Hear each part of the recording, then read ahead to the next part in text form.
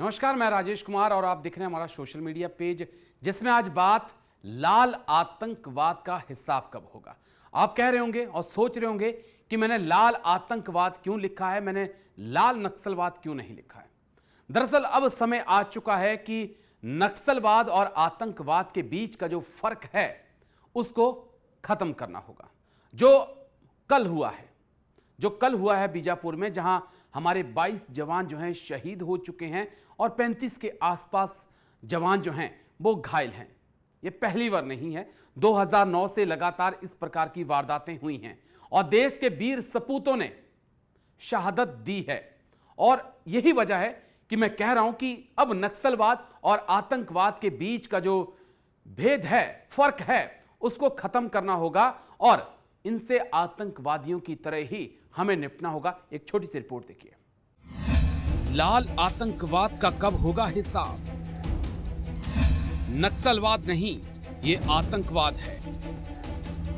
22 जवानों की शहादत का बदला कब?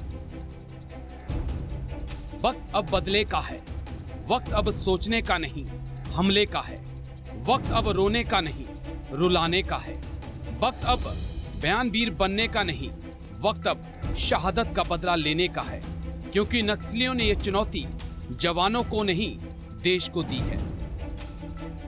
इस वक्त अब कड़े कदम उठाने का है। वक्त अब लाल आतंक को निपटाने का है। नक्सली अब नक्सली नहीं रहे, ये आतंकी बन चुके हैं। देश के वीर सपूतों के लहू से छत्तीसगढ़ की जमीन अब लाल हो चुकी है और अब वक्त आ चुका है कि लहू का बदला लिया जाए। उस भ्रम से निकला जाए कि ये नक्सली हैं, ये आतंकी नहीं हैं। देश के ऊपर जो नजर उठाए, देश के वीर सपूतों की जो जान ले, वो आतंकी है, वो देश का दुश्मन है। नक्सलवाद कोई मूवमेंट है, नक्सलवाद कोई आइडियोलॉजी है, ये सब बातें आज बेमानी हो जाती हैं। हकीकत यह है कि नक्सलवाद आतंकवाद का एक घिनौना और बहुत ही विद्रूप चेहरा है। जरूरत है, आज बहुत सख्त जरूरत है कि इस आतंकवाद का भी ठीक उसी तरह इलाज किया जाए जैसे सीमा पार से आए हुए आतंकवाद का हमारी सेना करती रही है। बहुत सख्त कदम लेने की आवश्यकता है और बहुत ही स्पष्ट कदम लेने की आवश्यकता है। कल नक्सलवाद के गढ़ बीजापुर में जो हुआ, उसने देश को हिला के रख दिया।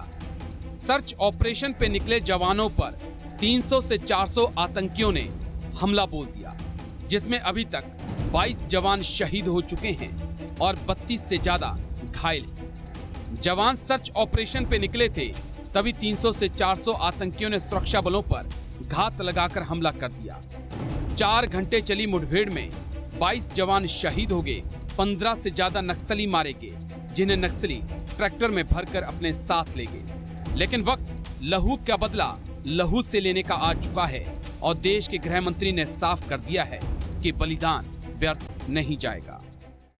हमारे जवान शहीद हुए हैं, मैं उन सभी जवानों को श्रद्धांजलि भी देता हूं और उनके परिवारजनों को और देश को इतना विश्वास दिलाना चाहता हूं कि जवानों ने अपना खून जो देश के लिए बहाया है वो व्यर्थ नहीं जाएगा।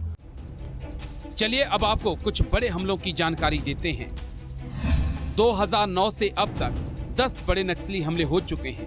3 अप्रैल 2021 बीजापुर में सीआरपीएफ के जवानों पे आतंकी हमला, 22 जवान शहीद, 35 के आसपास घायल। 28 अप्रैल 2019 को छत्तीसगढ़ के बीजापुर जिले में पुलिस जवानों पे हमला, 2 पुलिस जवान शहीद। 24 अप्रैल 2017 को छत्तीसगढ़ के सुकमा में लंच करने बैठे जवानों पर घातक हमला, 25 से ज्यादा जवान शहीद। 1 मार्च 2017 को सुकमा में सीआरपीएफ के जवानों पे घात लगाकर हमला, 11 जवान शहीद। 11 मार्च 2014 को झीरम घाटी के पास नक्सलियों ने किया हमला, 15 जवान शहीद। दिसंबर 2014 को सुकमा जिले के चिंता गुफा इलाके में सीआरपीएफ के जवानों पे हमला, 14 जवान शहीद, 12 घायल। 25 मई 2013 को झीरम घाटी में कांग्रेस नेताओं के काफिले पे हमला, कांग्रेस के 30 नेता और कार्यकर्ता मारे गए। 6 अप्रैल 2010 को दंतेवाड़ा में सुरक्षा कर्मियों पर हमला, ये देश का सबसे बड़ा नक्सली हमला था। इसमें सीआरपीएफ के 76 जवान शहीद हुए। 12 जुलाई 2009 को छत्तीसगढ़ के राजनांदगांव में घात लगाकर किए गए हमले में पुलिस अधीक्षक बीके चौबे सहित 29 जवान शहीद। इन लाल आतंकियों से बदला लेने का वक्त आ चुका है। इन्हें समझाने का वक्त आ चुका है कि जब हम हमारी पे आते हैं तो बड़े बड़े हमसे खौफ खाते हैं।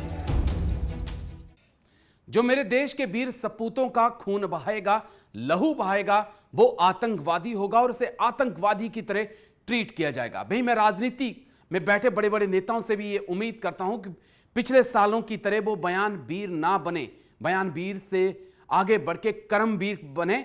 और अब कर्म करने का वक्त आ चुका है और इन नक्सलवादियों, आतंकवादियों को दिखाने का वक्त आ चुका है कि अब ये जो लहू की होली जो वो खेल रहे हैं वो ज्यादा दिनों तक नहीं चल पाएगी। मेरे साथ इतना ही। देश और दुनिया की खबरों के लिए बन रही हमारे साथ।